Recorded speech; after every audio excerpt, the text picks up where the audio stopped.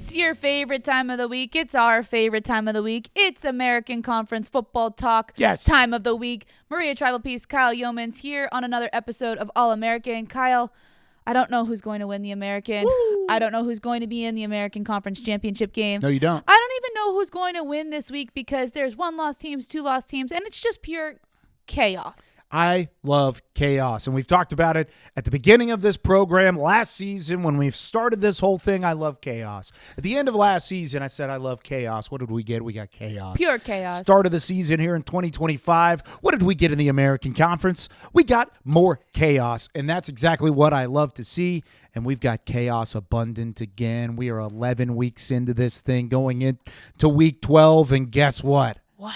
More chaos. Let's take a look at the standings and how this all shapes out. How about this? 5-1 loss teams. We lost one this week. Oh. Maria, we knew we were going to. I know, but it wasn't the one that I thought we were going to. Exactly. Chaos. 4-2. Memphis falls to Tulane. We'll talk about that game a little more in depth in a moment. Now it kind of sets the stage for a run for these 5 teams to make a conference title game. You've got Navy still in the hunt, South Florida, North Texas, Tulane. Those are probably your 3 favorites, quote unquote, whenever it comes to the American Conference.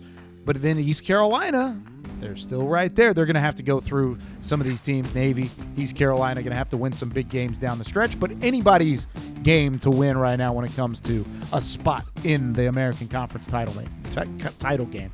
Chaos is the perfect word to describe all of this because just when I think I know who's going to be in the game, then they get upset and then they have 2 losses. And I'm just confused half the time, but I think that's what makes it so much fun. One thing that was not confusing, though, was the South Florida defense this past weekend and just the entirety of the South Florida team who, after that loss to Memphis, come off the bye, and they were not taking any prisoners when they played the UTSA Roadrunners, who were also coming off a big win themselves. No, how about this? This is the start that they had in Tampa. The first quarter of action was just magnificent. It was absolute perfection. If you notice here, there wasn't a whole lot of possession for South Florida in that first quarter. And the reason why is because the defense came in and set the tone. One way to not allow an upset-minded team like UTSA, fresh off of their upset of Tulane the week before, to continue that momentum, just go ahead and end the threat early. Jarvis Lee did just that. Watch the pressure here. Number 0 on the green. Pressures Owen McCown. Interception. What has that interception done? It's taken back to the house for a pick 6. So Jarvis Lee with the early pressure forces McCown to throw the turnover, throw the interception, and then they take it to the house. What happened after this? Another pressure from Jarvis. Another pressure from Jarvis Lee. The second one was a strip sack of Owen McCown where the ball popped free. What happened when that ball was recovered? There he is, number 0 in green, yet again. This one was picked up and recovered for what? It was an 85-yard strip sack? An 85-yard touchdown, scoop, and score. It helps your offense to kind of relax a little bit. Just kind of take their time, do their thing, stick to their game plan. When before they even step on the field, Maria, they're up 14-0. I guess you don't have to do too much then if you're Byrum Brown. But he's Byrum Brown, so he's going to do a lot anyway. Yeah, he did quite a bit. Yeah. Byrum Brown, 348 total yards, 3 touchdowns. He's the first player in the last 30 years of not only college football, but NFL football to post 200 yards passing, 100 yards rushing, and a 90% completion percentage on the game. I hope when NFL teams turn on the tape to watch Byrum Brown as a potential prospect in the future, I hope they turn on this UTSA tape because he went bananas in this matchup. And I want to preface by saying when your defense gives you a 14-point head start, it's easy to go bananas, but he did just that, and they did not let off the gas. South Florida showing that they do belong in the college football playoff conversation, and they're not going anywhere after that loss to Memphis. Well, I think so many coaches talk about complementary football, right? And if your defense goes out there and sets the tone like that, you can play, as you said, relaxed. And Byrum Brown's already fantastic at what he does, but he's able to go out there and just play free, play how he normally does. I also think that there is another factor that helps Byrum Brown play really good football. What's that? So did you see the graphic during the I game. did see the graphic. So- if it's the same graphic I think you're talking about. So his dental hygiene routine. Just take a look at it. It's insane. He has a morning part, an evening part, Yeah. and it all goes together. So It's I a don't know. 7-step teeth cleaning program. 7 steps. Yeah. And it works to perfection. I mean, 7 steps is probably 4 steps too many at times. But Right. you know what? I'm not going to argue it because the results are there. I mean, the results are certainly there for Byrum Brown.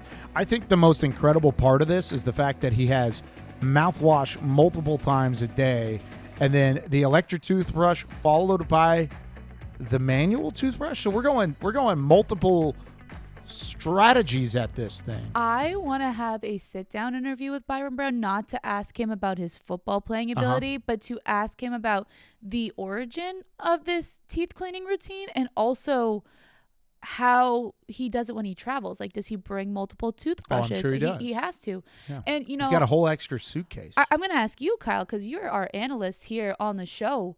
Is teeth cleaning directly correlated to good football play? No. But with that being said, I still think it does play a factor to discipline, right? It shows that you have discipline. And if you're able to continue a regiment and continue to do what you do on a over the course of some a long period of time, then I think you can have some good discipline following from the football side of things. But I've seen some football players with not good teeth. Very good teeth. Yeah. All right, well, it It's works not for hockey, but I mean, let's get better at this, everybody. All right. Byrum Brown leading the way in his quarterback play and teeth cleaning. He'll have to lead the way in this matchup coming up for South Florida, because you talk about discipline. This is a team that prides themselves not only on the football field with discipline, but in the classroom and everything that they do in life, because they have the Navy midshipmen. Yeah, Navy, of course, is coming off of back-to-back losses. Blake Horvath is a huge question mark. Will he play? And I think if he does play, Navy certainly has an opportunity here. I mean, North Texas and Tulane may fund sports medicine research to try and make sure that Blake Horvath is available over the next week, just trying to push him into the game because, of course, both of those teams could benefit from a South Florida loss. And Navy, I think, when it comes to this late stretch, we talked about it going into it, the 4 or 5 games at the end of their campaign that are as tough as anybody's in the country, they've now lost the first 2 of that stretch. They're going to win one. I think Navy is a good enough team to win one, but they need their guy back. They need Blake Horvath back. This is a battle of 2 of the better quarterbacks in the American Conference, and I'm excited to see it play. I just hope it ends up happening. I hope Horvath's available. Yeah, I think that it will make the game, one, so much more exciting. Two, we talked about chaos and how we love chaos. We need a healthy Blake Horvath to make this a chaotic game for not only South Florida and Navy, but also for the American Conference. And I think that they're still at the top of the standings because of what they did in the first half of the season. So as you said, can they create a little bit more of a kerfuffle in the standings? I like it. I know, I love that word. I said it to my mom the other day too. She's like, I love that. And I was like, I know, it just rolls off the tongue well. But anyway, can they create a kerfuffle? Blake Horvath needs to be healthy, I think, to give them a good shot. Navy winning this game would be chaos. That would complete continue the theme of the chaos that we were talking about right there at the jump. But we saw some chaos on Friday night. How about Tulane in the Green Wave, getting it done, getting the win on the road against Memphis, 38-32, the final score. And we act like we're surprised. We shouldn't be surprised. I know. And I think the country was surprised to a certain extent. But 26-3 in conference play since the start of the 2022 season is pretty good. It shouldn't be a shock that Tulane has figured it out when it needs to figure it out. Yeah, and I think it's just the game against UTSA is what's throwing people off, right? They lose that one big, but that's also UTSA in the Alamo Dome, which is just that's something that their needs record to be, looks just like that. Yeah, like in the Alamo Dome. It needs to be studied what they pump in there. I don't know. It's so intriguing to me how well they play in the Alamo Dome. But I think that Tulane played how we thought they could play this entire year.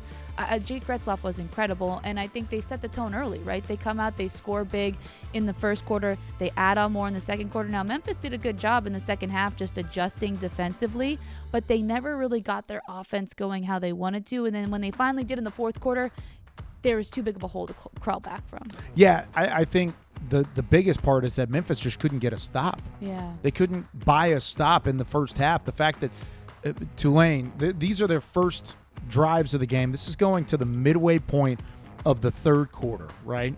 Midway point of the third quarter. Touchdown, touchdown, punt. Mark that one. That's the only one. Touchdown, touchdown, touchdown, field goal. The first time they punted was the only time that they punted until the final 2 minutes in the game in the third quarter. And that's when they finally punted it away, and that's when Memphis tried to make their comeback. It was 1 or 2 punts at the end that allowed for this Memphis team to at least be within striking distance, and then the interception at the end of the game where Brendan Lewis had it intercepted by Tulane at the 35-yard line. Then that was really the final nail in the coffin. I mean, Memphis did everything they could to get back in this game. I thought Brendan Lewis played great. Yeah, I thought he did. played a solid game. He just made the one mistake in the fourth quarter when they needed him to be perfect. But he went 29 of 34 passing, 17 yards, 2 touchdowns, and he was sacked a couple times in the game. The pressure up front was a lot for Lewis to navigate through. I thought the offensive line from Memphis didn't have their best game. They didn't establish the line of scrimmage, both from a run game standpoint and from a passing game standpoint. And I give credit to Tulane in that fact. I've talked about Tulane's defensive front for a long time, last couple of years on this show. And every time I say that they're winning a big game, it's because of their front seven. And I thought their front seven played about as good of a game as they've had all year long. And Jake Retzloff was great as well. And now they have a clear path to that championship game again. Yes. We not that we counted them out, but they lose to UTSA. They have a tough test in Memphis coming up next, and we were like, okay, is this going to be somebody with a second conference loss? And Tulane said, nope, we do what we do best, and that's trying to compete for American Conference championships and be in that championship game.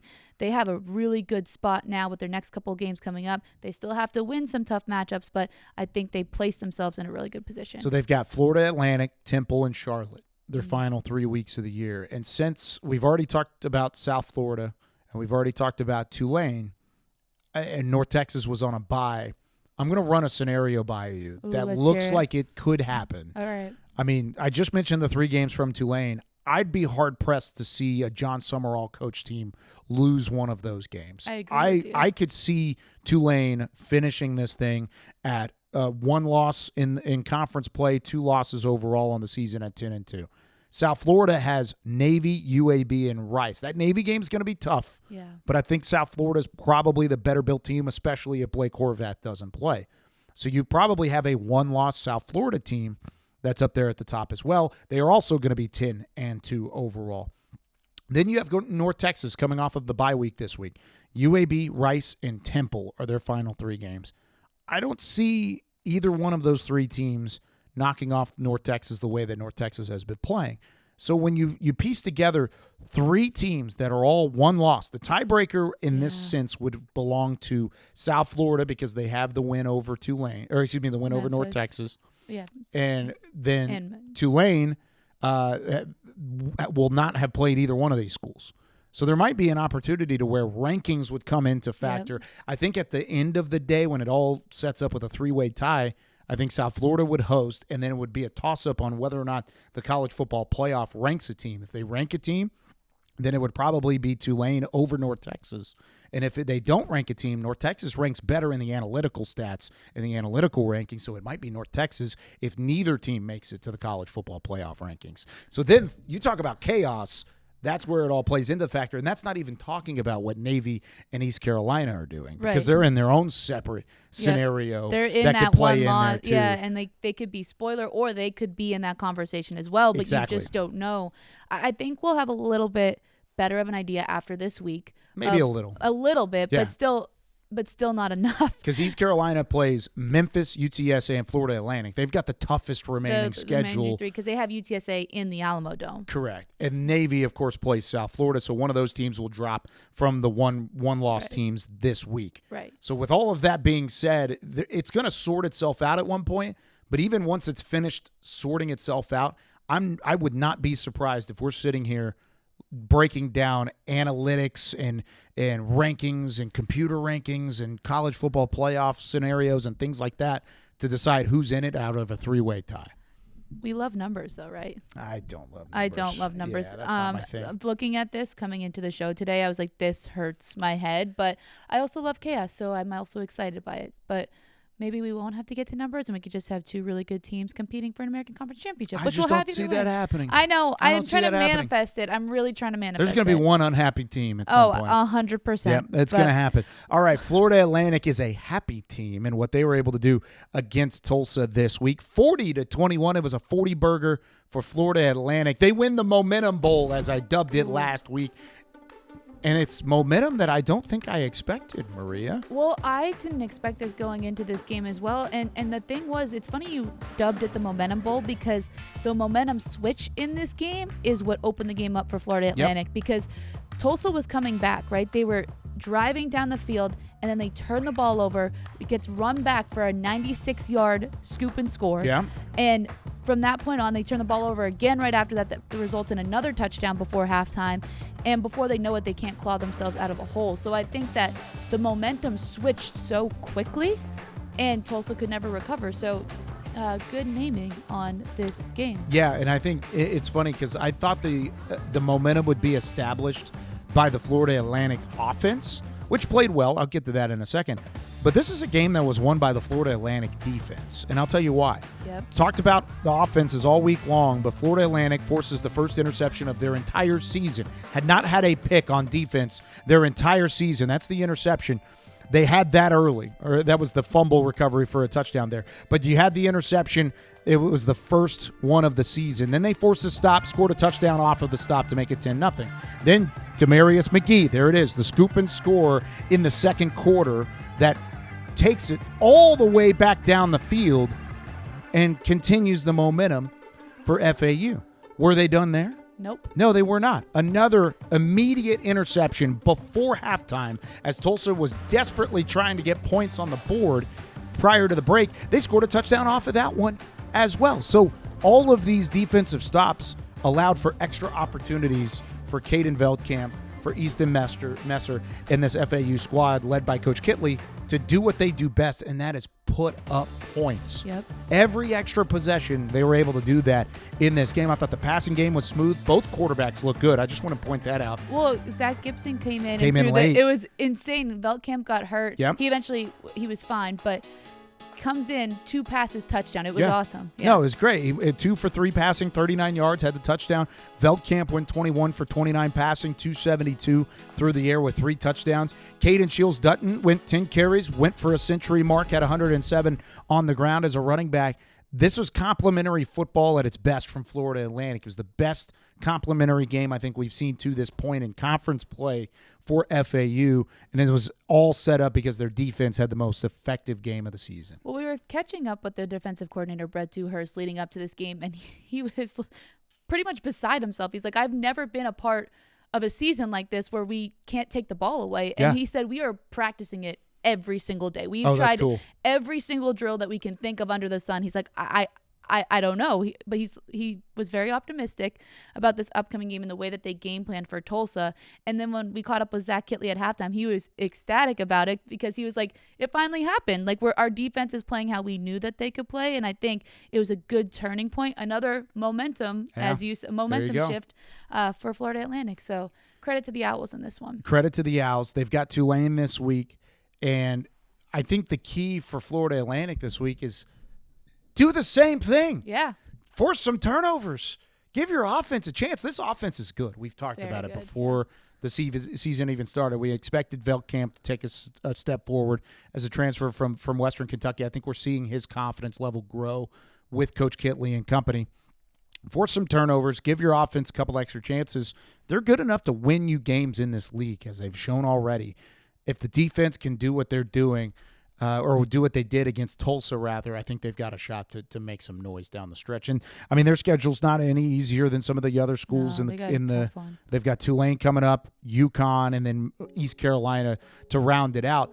I think you've got a shot to win two, if not or one or two of these games especially, but they're going to try and go win all three against really teams that have been good throughout the campaign. Yeah, it's definitely a tough remaining schedule, but if they show up like they did on Saturday, they're going to cause problems for all three of these teams on this remaining schedule. So excited to watch that. But I will say a team that's causing problems for many opponents are the East Carolina Pirates. Yeah, you see them on the right there. That's 6-3 record, right? That 6-3 record starting to look pretty good.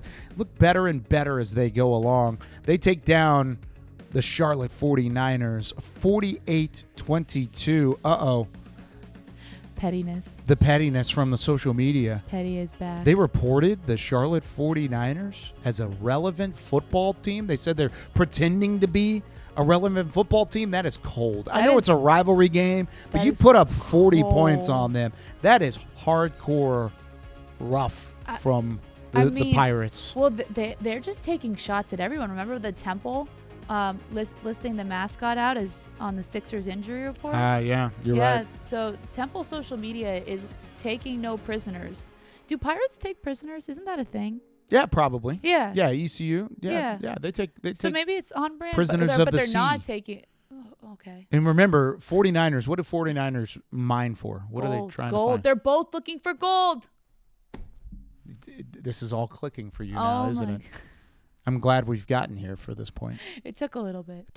We're good. We're here. By the way, speaking of gold, the ECU throwback helmets looked tremendous. Fantastic. Great look on the throwback for ECU. They went with the all-purple in Greenville on Saturday, and they didn't waste any time. I saw the interview after the game with Caton Hauser, who said he remembered last year's game and the loss to Charlotte. He said last year was not fun, so we had that thought in our mind. I could see that, Caton. Yeah. I could see that early on. I mean, they put up incredible amounts of points early. They dominated the first half, surpassed 40 points for the third straight game, matched their season high with 21 first-quarter points, 35 first-half points. They built that 35-14 lead and then really just shut down Charlotte in the second half. Fourth down stops, fumble recoveries. It was all there for the ECU Pirates. They dominated this matchup, and that was pretty much what she had wrote by the time the halftime horn sounded. Well, I think the thing with this East Carolina team, especially their last two games, is they're just getting on opponents so quickly. And the defense has done a great job of holding opponents, but their offense, they can run the ball. Caton Hauser can throw the ball. He's taking care of the football a lot better than he did in the earlier parts of the year. And I think before you know it, you look up and you're down by 2 or 3 touchdowns and you're trying to claw yourself back. And so I just am very impressed with the way that they've been playing. I don't think we've talked about them enough on this show, to be completely honest with you, and I think we got to give them their flowers right now. But tough matchup against Memphis, and that is one that I certainly have circled. Oh, absolutely. You talked about how East Carolina jumped on their opponents early. East Carolina looked in control in that game against Charlotte. I don't know if they're going to have that same success against Memphis. Memphis is coming off of the loss. They're going to be fired up, ready to play.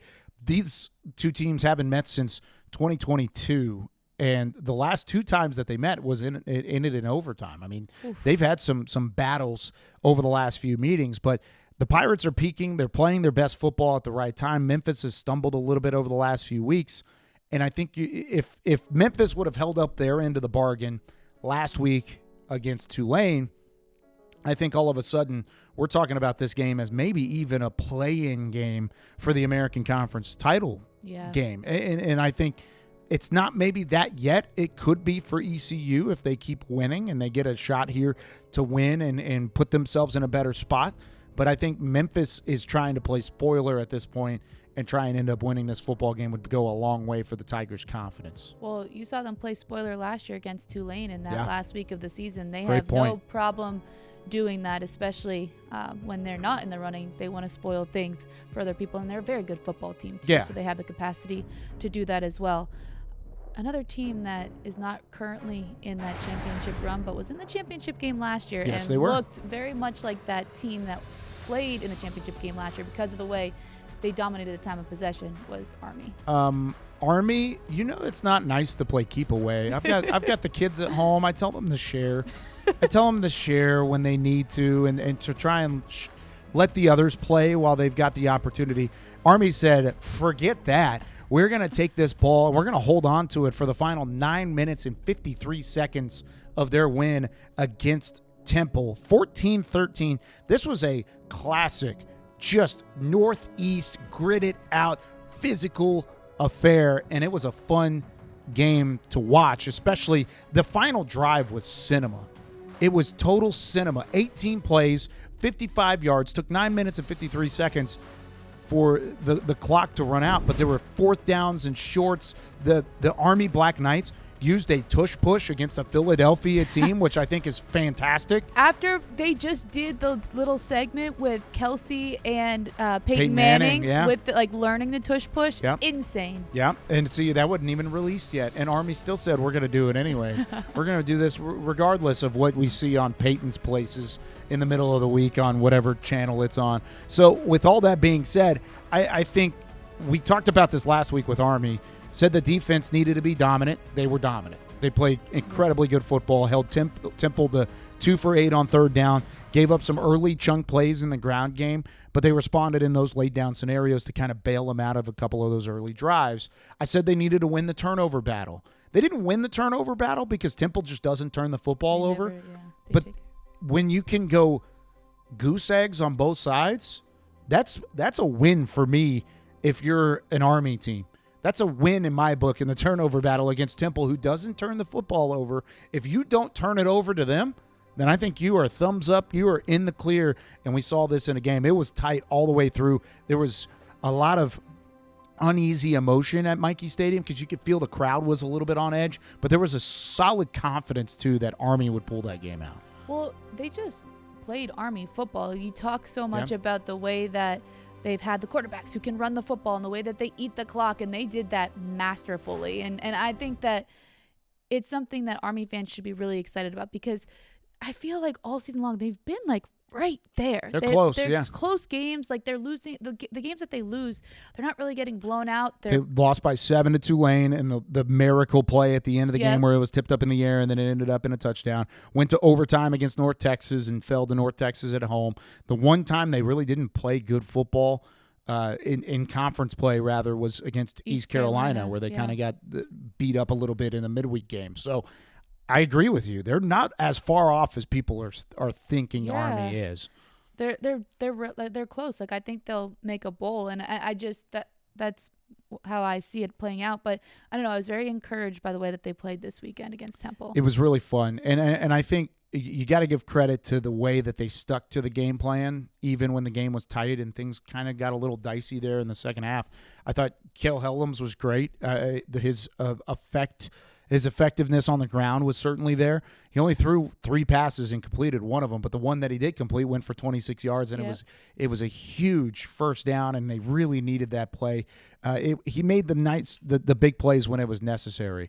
Like I said, the 18-yard drive was tremendous, but it was a consistent push from Army that allowed them to win this football game, and it's something that I think they can be attainable. That consistency can be attainable no matter who they play against. And I think that's why they're winning close games, and they're in these close games against top-level teams in the American Conference. And I think that'll continue as they go up against Tulsa, UTSA, and Navy. I think they match up well against those 3 teams. I want to see them continue to play that physical brand of defense that they did on Saturday, and then continue to run the football as effectively as they have, because that's how you're going to win football games with this team. I agree. No notes. No notes. All right, let's move on to Rice. Rice, I didn't realize you could win twice in 1 week. You won your matchup against UAB, 24-17 was the final score. But also the team that you beat a couple weeks back in UConn is now 7-3, and they just beat Duke pretty handily. So congratulations, Rice House. You didn't get one win. You got 2 wins on the week. You're starting to look like a formidable foe, and I think that's why Rice is celebrating as much as they were at historic Rice Stadium. Their 105th homecoming, and it looked like a homecoming. They felt really good about this win against UAB this week. It's always nice when you get to win on homecoming, right? There's so Absolutely. much energy in the stands and the crowd, and I think that the thing that's impressed me most about this Rice team all season long is even when they lose a game, they're able to rebound, and they seem to have another good game. They never kind of let things, what's the word, like snowball. Yeah. There's no snowballing with this That's team. the Scott Abel mentality. Yeah, it really is. It's that we mentality. It's the way that he gets his guys together. You saw him in that video, the way that he just commands that locker room. And I think he's building something really special down there in Houston because you know that the guys are bought in. We had a chance to talk with a lot of those players when we did that game back in, was that week 2? 2, yeah. And I think you see it play out every week. They're not perfect, right? But they make the plays that they have to, and they rebound really quickly. They never just completely go in the tank and say, hey, we're done. We're not going to keep playing football. They rebounded in this game. Yeah. UAB started hot. They had the early turnover, the fumble recovery. Then they go down and they score on their opening drive to start the game. And then Rice immediately goes down, scores again. They use that speed on the outside. Guys like Turner, Thompson had big games.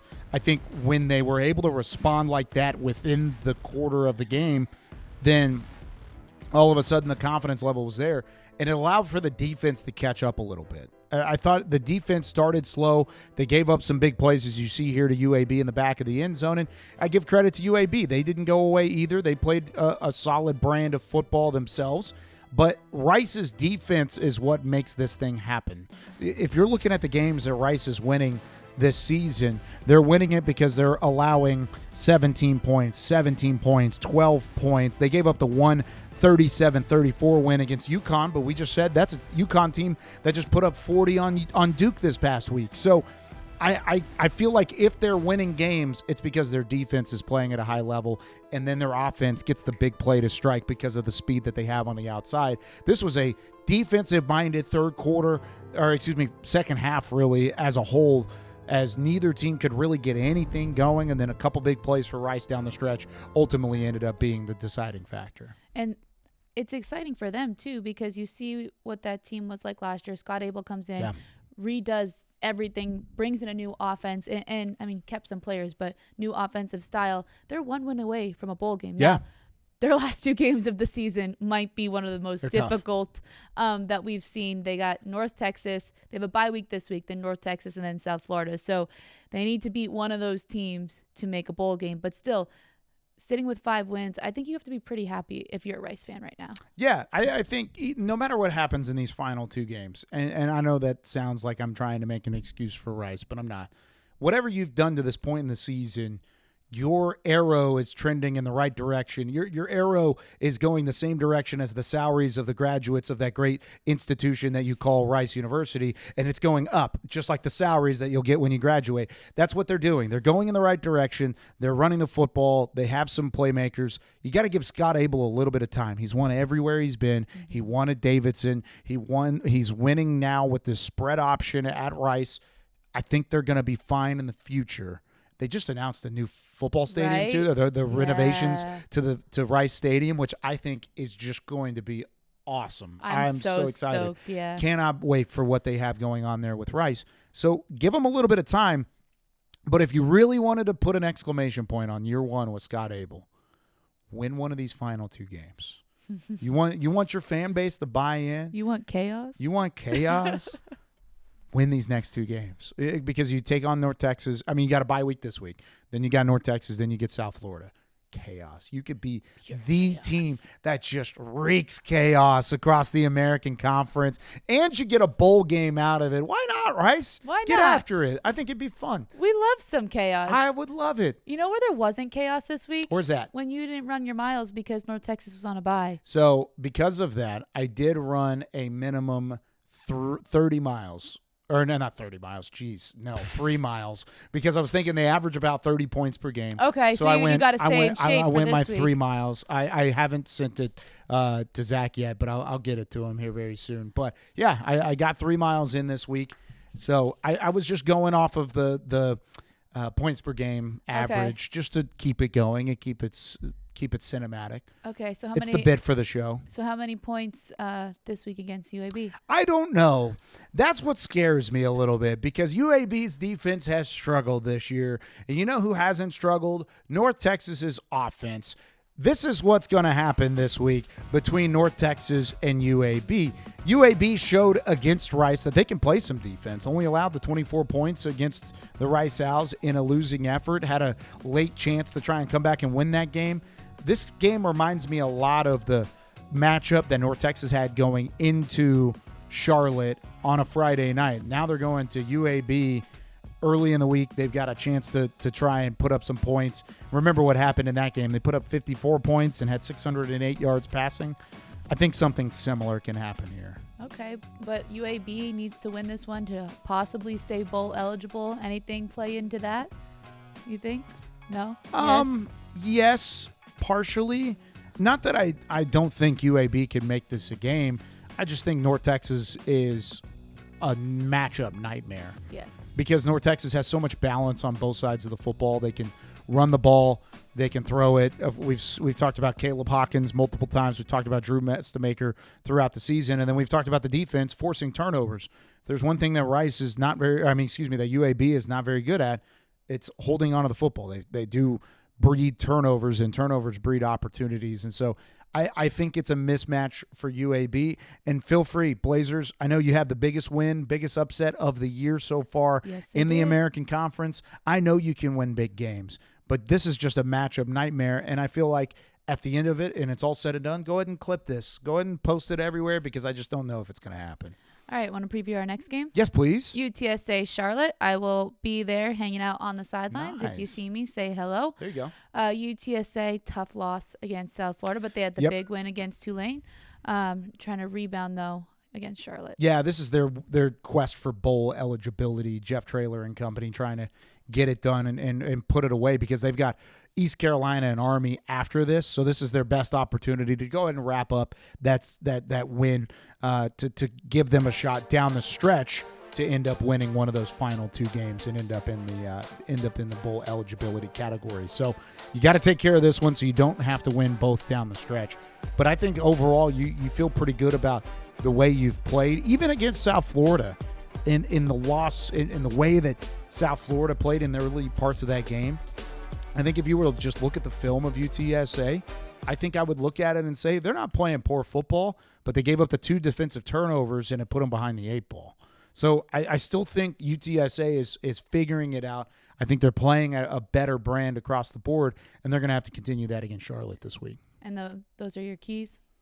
The key is for UTSA to continue to find success to their wide receivers. Remember when they beat Tulane a couple weeks ago, right. They got it outside to their number 1 and number 2 wide receivers. You got to continue to do that because Robert Henry's going to run the football effectively. I want to see Owen McCown provide balance to that offense. They didn't do it against against South Florida in that game. I think UTSA can do it here. That's my key. All right. I like the keys. Oregon State and Tulsa. Oregon State and Tulsa. Oregon State's in a rough way right now. And so is Tulsa. I mean, Tulsa hasn't won a conference game yet, and they won't win one this week, of course, with the Pac-12 coming to town. Pac-12, maybe, coming to town. Pac-2. Oregon State just fired their interim head coach. So they fired their head coach to start the year. They just fired their interim head coach. Yes. So with all that being said, you've already beaten one orange and black team. Might as well beat another one. They beat another OSU orange and black team. Might as well beat them again, and I think that'd be a great opportunity for Trey Lamb. We talked about the swagger that they had earlier in the season. I think they match up really well in this game. I think you get your speed involved. You try and force a couple turnovers on defense, which you were still able to do in that game against Florida Atlantic, and then turn around and try and win that football game outright again and get yourself back on track. Even though it's not in the conference brackets, it's still a program caliber win that you can check the box of. Yeah, and I think for Tulsa and Trey Lamb, I think it's also just building for next year too, right? It's like you want to convince the guys that are really good to stay in your program as you continue to build in Tulsa, not only this year but next year as well. So I think this could be a big help for that, just to keep morale good and keep guys around. Yeah, I'm actually curious as to what Vegas thinks of this game, on whether or not it's supposed to be a close game in their eyes. I'm currently looking it up. You're looking up at what Vegas is looking at? Yeah, I'm just curious. I never look at what Vegas is thinking. It hurts my head. They have Oregon State as 1.5-point favorites. Okay. Win that game, Tulsa. Yeah, I think Tulsa can win this game. Absolutely, I think they can. I can't wait to talk about it next week, Tulsa, when you win and beat Oregon State. All right. I like it. You like it? I like it. Let's take a look at the schedule of games coming up. There are a lot of games this week. I can't wait to take a look at what all these games have in store. We just talked about Oregon State and Tulsa, North Texas, UAB. That's a big one down in the bottom right-hand corner, though. Oh, I said it when we talked about these two teams. I'm circling that one because it's either possible spoiler, it's possibly East Carolina setting themselves up to be in a good position, or Memphis just being really angry about losing last week. So East Carolina has a chance to remain a one-loss team in the American. Yes. Somebody in that top right-hand corner is not going to be a one-loss team in the American. Not after that game. Not after that one. I want Blake Horvath to play in that game so bad. It was the same thing. We didn't talk about Navy and their performance against Notre Dame this week, but it may not have made a 49-10 sort of a difference to where Navy's competing in that game. But whenever you have an opportunity to play one of the better teams in the country, you want your guys to be available.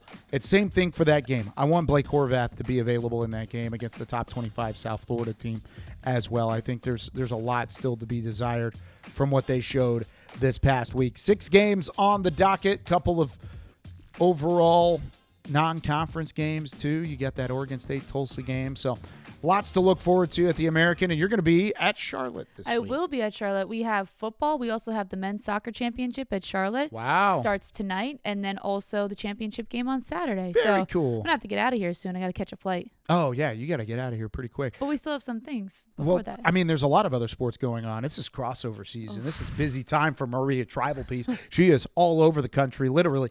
And, I mean, you were just at women's soccer. I was at women's soccer. One of the best tournaments that we've seen across the board.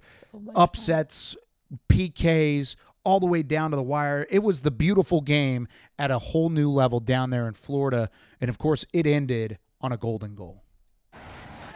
Kerrigan, terrific move, springs into the box, on her left, shot! She finds the net!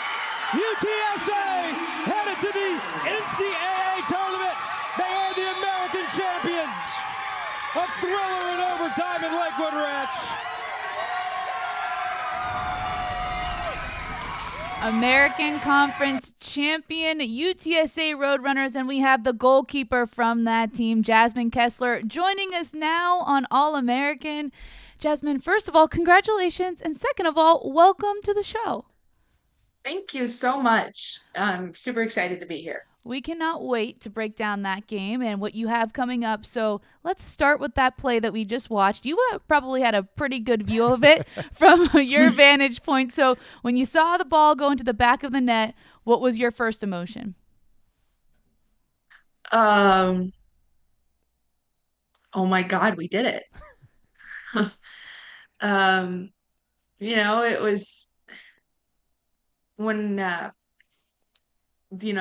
the foul happened right before the play. My first thought was, oh my God, ref, what are you doing? And then I saw Bree on the ball. I said, oh my God, she's going to do it.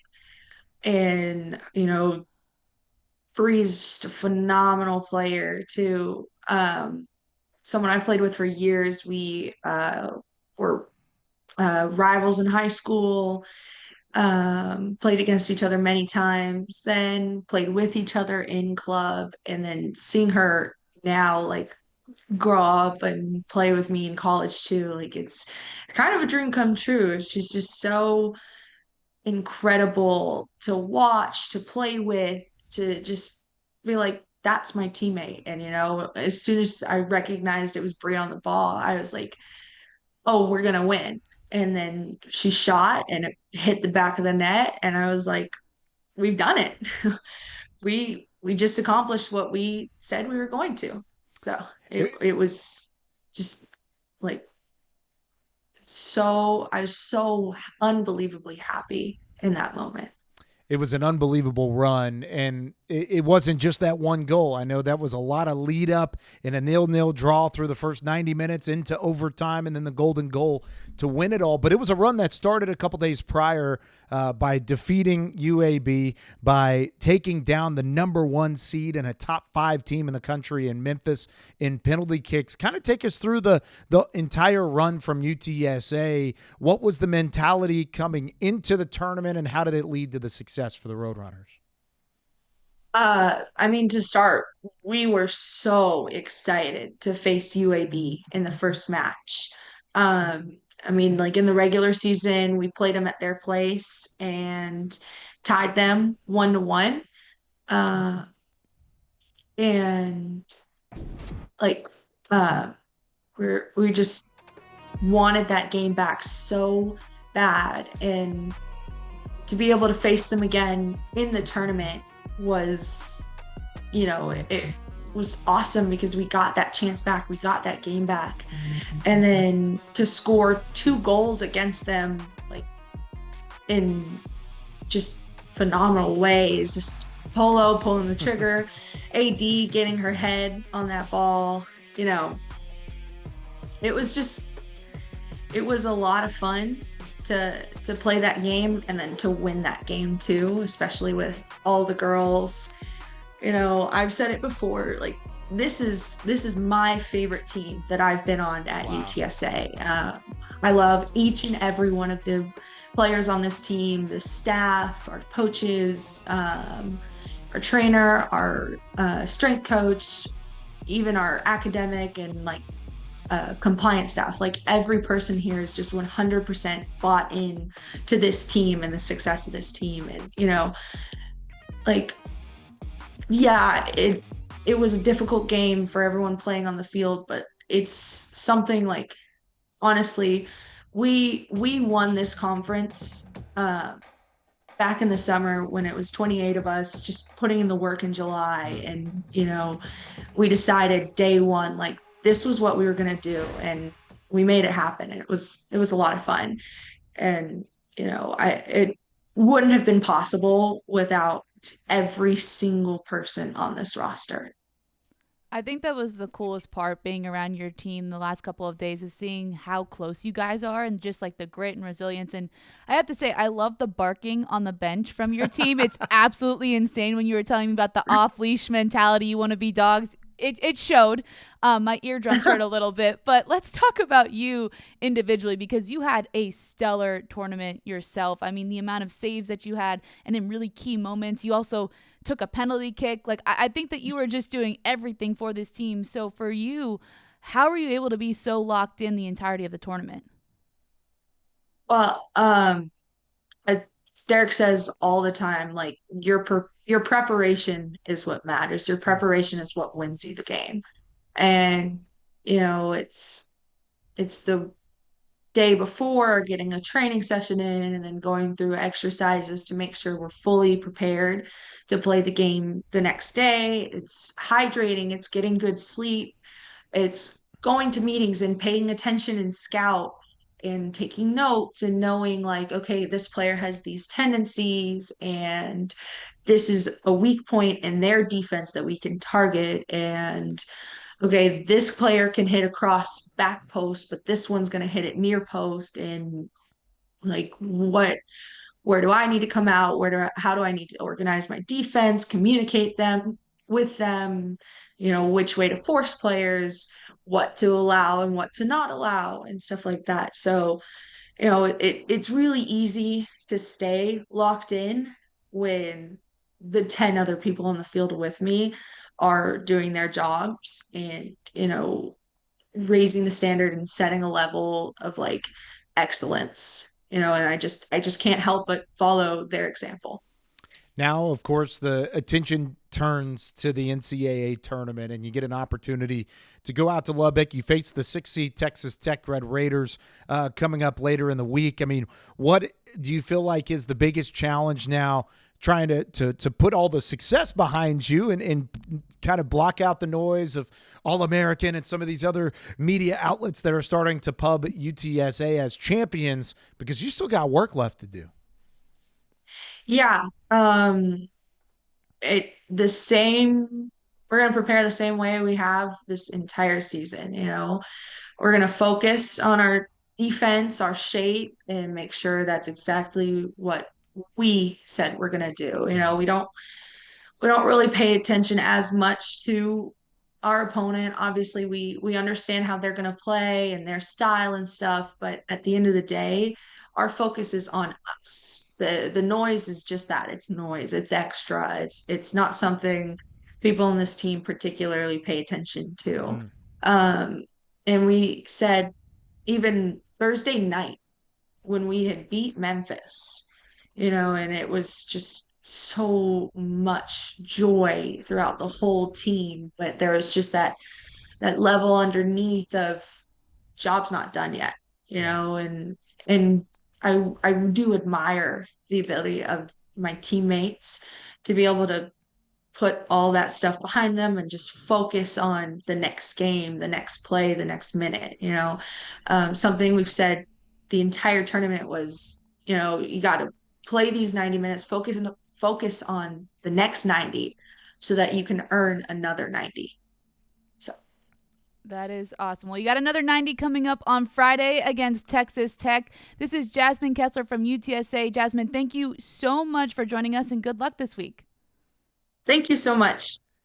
Here's the thing about UTSA too, Maria, is if you defeat a top 5 team in Memphis, you can beat anybody in the country. You have the confidence. You have the confidence. You have the skill set. And, of course, they take down Memphis in tournament play. They play Texas Tech this week, who is very much so below Memphis whenever it came to the rankings early in the season.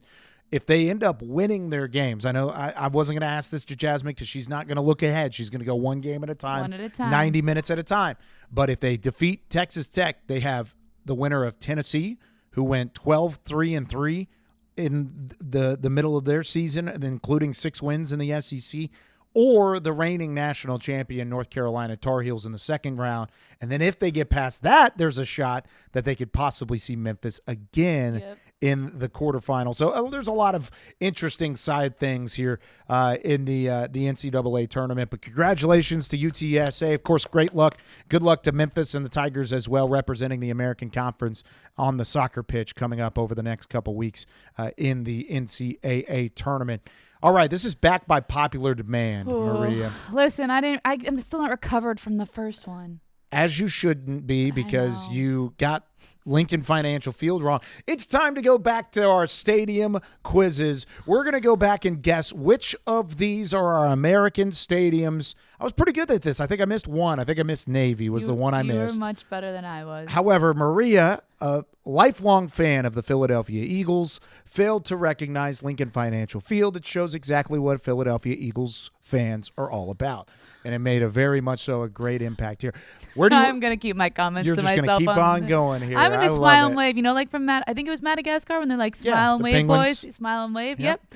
Continue. Yeah, all right, we're going to see if we can get all these right. Let's start it off. Stadium quiz part 2. Oh, that's an easy one right off the jump. Do you feel like you know that one? I think maybe. You got that one? Memphis. That is Memphis. Yeah. Liberty Bowl, a.k.a. now it's called Simmons Bank Liberty Stadium, I believe. I think that's a lot of words. I just always have called it the Liberty Bowl. I know there are people in Memphis that have called it that as such. Beautiful renovations. It's not going to look like that for very long because they've got renovations. Actually, it doesn't look like that right now. One entire side is like cut out, and there's a beautiful new suites and press box level that's being added in. It's a beautiful stadium. A lot of history there with the Memphis Tigers. All right, let's move on to the next one. What do we got next here?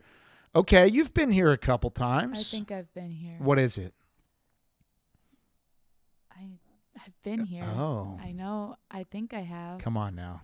I drove past this the other day. Okay, I'm thinking about clues. I'm giving you hints now. I know. I'm so bad at them because they don't look like this when I'm giving you 3, 2, you got to guess. Tulsa. Oh, it's UAB. You were so wrong. I just guessed. 1 for 2. I see it in the background. Yeah. It's I'm really bad at That's what is it? Proactive Stadium? Protective Stadium. I know what it's called. I just remember their old stadium. But this one's beautiful. It's right in the middle of downtown. I love the new press box. It's really nice. It is a really cool stadium. Protective Stadium, downtown Birmingham. All right, let's move on to number 3. Oh, yeah. all day, every day. I like that this is the picture that Zach, our producer, used here to try and throw you off specifically, because there would be a dead giveaway if it was from a different angle. Oh, because it'd have the wing, because that's North Texas. Because that's the University of North Texas. That's Datku Stadium, formerly known as Apogee Stadium, opened in 2011, home of the North Texas Mean Green, and home to one Kyle YOumans. It's my favorite stadium. I love that stadium. It's so underrated, and that's why the atmosphere for that South Florida game was so fun. Was so because cool. It finally gave a limelight to what is a gorgeous stadium. It's beautiful, really, really nice. And then the wing was like filled up to the top. I know. Sick. I was not a believer at one point that they would ever fill that thing up all the way, and they did, and it was beautiful. It was an awesome environment. All right, another one here. Moving on. Okay. This one's a little tougher for me, but I think I've got it. I do have it. I'm like squinting. I can't see it better on the monitor. Is that East Carolina? It is not East Carolina. That is Army. That is Mikey Stadium on the banks of the Hudson. So bad. I've not only watched football games in there, I've watched women's soccer, men's, and women's lacrosse games. You know what else is really bad? The Hudson River is in the bottom left-hand corner. Oh, I didn't see that. I wasn't looking at that part. See, but you got to look at the context clues. You got to look at the whole thing here, Maria. Do you ever do those find the little Yes, things? and I was very good at it. I was horrible at them. Okay, see, then we're starting to learn here. Yeah, listen. I'm good at a lot of things. This is not one of them. You're the person that in the office, Pam holds up the two different photos and is like, we've tasked you with trying to find the difference. They're the exact two photos. You just think everything's the exact two photos. Yeah, that's exactly. Unfortunate. Yeah. All right, let's see if we got one more here. Shout out Scranton, though. Hey, Scranton, Pennsylvania, but that was West Point, New York. All right, another one here. Oh man, I may not know this one. People look like they're in bluish green. Yeah, you can't always trust that though. I don't. Actually, I've got it. Have I been here? No, I don't believe so. Not this year. I don't. I think you may have gone for basketball or something, but no, I don't believe you've been there. We did. Tulane was in the last ones, right? So it can't be. They weren't. So is this Tulane? It's Tulane. Okay. That's Yeoman Stadium. Yeah, I've actually never been to Yeoman Stadium. It's a beautiful stadium. Yeah. I haven't been for a game. I've been to just look at it before because I called some basketball games there. But I would love to get out there. I've seen a basketball game there, but I have not seen. Remember, I tried to make that play earlier in the season. I was like, if somebody wants to give me a credential, hot dog. And give me a hot dog, I'll get out there. I'll make it happen. I love a hot dog right now. Yeah, that sounds good. I'm really hungry. All right, next one up. Ooh. Okay. I know this one. How are you so good at them? It's because you just got to look at it. Okay, it's dark, but it is dark. So that's actually kind of a thing with this stadium. Yeah. And this looks like it's a picture from a while back. Have I been here? Yes, you have. You have definitely been here. Okay. Oh, is this Florida Atlantic? No. Oh. No. I'll give you one more chance. I don't know. I'm not good at this. That is home to the South Florida Bulls. That is Raymond James Stadium. I've been there multiple times. In Tampa, times. Florida. I know. That's why I said definitely That's you've been there. Literally, I'm so This bad. is just becoming a exposure segment for Maria. That's what this is. We're exposing Maria's lack of memory. I know it's actually bad. It's my lack of understanding my surroundings. It's really bad. That's good. Like my family gets concerned about it. But anyway, I think we should. Why. I'm concerned. We got one more left. All right, last one here. What you got? I haven't been here, and I don't believe you've been here. I played here a couple times on College Football 25 and 26. Squinting. What you got? Give us a guess. I haven't been here. I mean, just look at the pure capacity of this thing. It's not very big, so that should be a giveaway. There are high school stadiums in Texas that are bigger than this stadium. Not to hate on it, because I actually really like it. It kind of looks like Tulsa, but I've been to Tulsa. It's not Tulsa. Tulsa is a smaller stadium, so that's a good guess. It's really pretty, though. I really like doing Tulsa games Stadium. there. Yeah, I did it's two great. there this year. I really liked it. I don't know. You don't know it? That is Charlotte. That is home. Oh, I'm going to be there this weekend. Yeah, so you'll get to learn it Oh, now. wait. I've seen Charlotte, but I just haven't done a game That's there what I'm saying. Yeah, Like, I don't think you've done one yet, but you'll be there this weekend. Okay. That'll be Okay. good. All right. Sounds All good. right, I'm so- really bad at this game. I think we've figured out who remembers the stadiums better, but you've been to more stadiums, so you end up winning in the end. Okay. That's Yeah. my little win.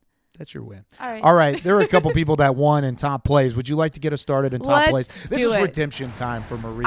I Plays. can do top plays. We have football first. South Florida and UTSA, as we already talked about this game. Crazy performance from the Bulls. Here's a play we might have mentioned a little bit before. Jarvis Lee knocked that ball out, and then his teammate, Fred Gaskin, takes it all the way back for a touchdown. Oh, we talked about this earlier. The way that defense set the tone for South Florida was incredible. And this play, this was the game-changing play in my eyes because I thought UTSA answered. They answered the bell. They went all the way down there. Yep. And then for the second straight possession to end in a defensive touchdown for the Roadrunners, that's just a gut punch that it's hard for you to come back from. That's why I do agree. This play should have been in the top 5. And incredible pressure again. That's what happens. When South Florida gets rolling, they come downhill. Just like a pack of bulls, right? Just like a herd of bulls. A herd of bulls? Yeah. Is that what it's called? It's not a pack of bulls. No, it's not a pack. It's something else. I think it's herd. I think it's herd. We'll figure it out and we'll let you know next week. Let's talk about soccer. I want to go to soccer. How about this? This is FIU and Missouri State, two of the lesser-known American Conference squads. But how about this one? Alfonso Soriano, not the former New York Yankee and Texas Rangers second. It's his dad? That's his dad. Whoa! Yes. Hold on. I'm dead serious. I just learned this the other day. Groundbreaking. Yes.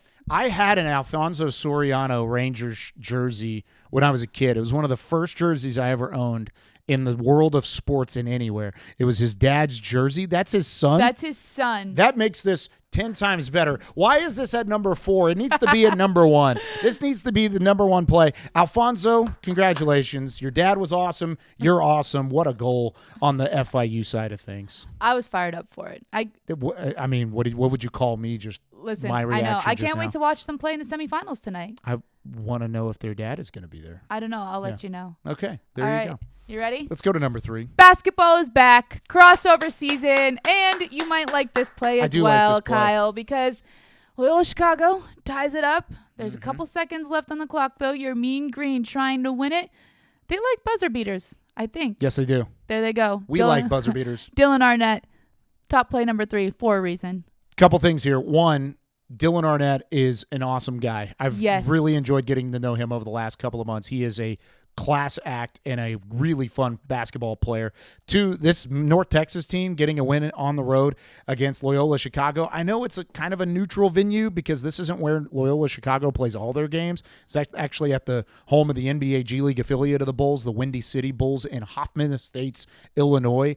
But that was a Loyola Chicago crowd. That's really cool and a big win for them. Number 3, there were like 2 North Texas fans there that rushed to the court with the team. You can see them in the green jerseys at the end of this all. They all just kind of rush the court at the end, and it's the most incredible thing I've ever seen because it's 2 North Texas fans coming out of nowhere, out of the crowd, and then the Loyola Chicago mascots like trying to wave everybody off. But it was an incredible moment, an incredible buzzer beater, one of the greatest moments that I've seen here in the early parts of the season. Look at the 2 fans right here. It was great. I'm surprised. That would have been you if you were there. Probably. Yeah, 100%. Probably would have been. All right, more women's soccer. More women's soccer. It did not disappoint in the women's soccer championship quarterfinals. Memphis and ECU. Juliana Vieira flies in and saves a goal here out in front of net. The Pirates trying to keep this one close. How about that with the back heel up above just to allow her teammate to come over and finish off what is a miraculous play to keep Memphis off the board. That was insane. When I was watching this game, it was a rematch of last year's championship, and you could just see the physicality, and there were multiple plays like this throughout the entirety of the game. And Memphis would obviously go on to win, but East Carolina really put up a fight. They certainly did. All right, number 1 play. Number 1. It's got to be number 1, right? Yeah, you can't not have this at number 1. We've seen this already today. Bree Kerrigan and UTSA in overtime time is running out. The golden goal. That is UTSA's first American Conference championship. I love it. How about this? And the celebration afterwards, it was a great call. I know you were on the call, part of that broadcast crew. It was an electrifying moment down there in Florida, and UTSA winners of the American. Rice stunned. I feel bad for Rice. They made quite the run themselves. Yeah. Really fun team to watch across the board. But when you got a golden goal, you end up holding up the golden trophy, and that's exactly what UTSA had here. What a moment for the Roadrunners in that program. Yeah, it was so much fun just to be there. And as you said, Rice, give a ton of credit to them. They battled that one out till All the end. way through. Kirsten Ruff, their goalkeeper, phenomenal in the net. But, man, UTSA play number one and number one in the American right now. How about that? How about that? Congrats, UTSA. This is love fun it. stuff. That's going to do it for us here on All-American. If you could, go ahead and like, subscribe. Go ahead and share. That'd be awesome if you could share it. Please share this with Alfonso Soriano. That'd be awesome. I would love for him and his dad to share these clips and maybe send us a direct message and maybe like a signed jersey or something. That'd be cool. Just a signed jersey. That's all I'm asking for. Okay, so Kyle is asking for a signed Alfonso Soriano jersey. Is it too much to ask? I don't know, but I don't think it's too much to ask for them to like and to subscribe and also tune into All-American next week. That's going to do it for us here today. Maria Trivelpiece, Kyle YOumans. We'll see you again soon.